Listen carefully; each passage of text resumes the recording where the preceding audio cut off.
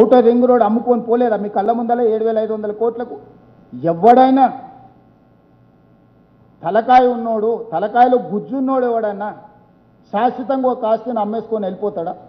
160 కిలోమీటర్ల outer ring road ఆనాడు ఎంత కష్టపడి కట్టిరు, భూసేకరణ సమస్యలు, టెక్నాలజీ పూర్తిగా లేనప్పుడు కేవలం 2,000 కోట్లు ఖర్చు పెడితే పూర్తి ఎస్ఎల్బీసీని కూడా నిర్వీర్యం చేసి నల్గొండ ఫ్లోరైడ్ భూతానికి కారణం కేసీఆర్, మోడీ ఇద్దరు. ఇవాళ మేము పూర్తి చేయడానికి పోతే శాపనార్థాలు పెడుతున్నాం. పిల్లి శాపనార్థాలు కుట్టి తెగిపడుతుందా? ఒక ప్రమాదం జరిగింది, అన్యాయంగా కార్మికులు చనిపోయినారు, వాళ్ళని ఆదుకోవాలా?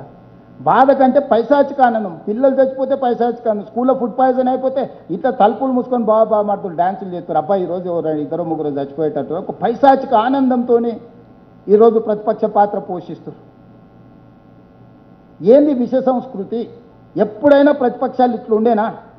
10 ఏళ్ళు చంద్రబాబు నాయుడు గారు ఉన్నప్పుడు రాజశేఖర రెడ్డి గారు ప్రతిపక్షంలో ఉన్నారు, 10 ఏళ్ళు రాజశేఖర రెడ్డి గారు ఉన్నప్పుడు చంద్రబాబు నాయుడు గారు ప్రతిపక్షంలో ఉన్నారు, 10 ఏళ్ళు చంద్రశేఖరరావు గారు ఉన్నప్పుడు జానారెడ్డి, బట్టి విక్రమార్క గారు ప్రతిపక్షంలో ఉన్నారు. కానీ ఈ పైశాచిక ఆనందం, వికృతమైన చేష్టలు,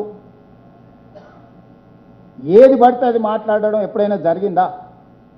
మేము వచ్చినామో రాలేదో, అసలు కూర్చున్నామో లేదో, అంత భరించలేనితనమేంది?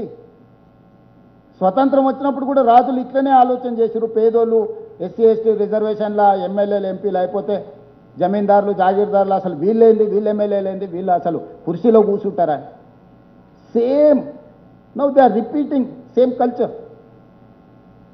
అంత అసహనం ఎందుకు కేటీఆర్ గారికి, హరీష్ గారికి? వాళ్ళ మొహాలు చూడండి ఎప్పుడైనా ఒక్కసారి అసెంబ్లీలో ఉన్నప్పుడు.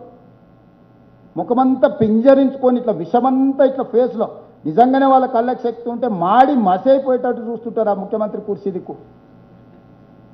అసలు ఏంది మీ తాత ముత్తాతల జాగీర్ రాదేమన్నా?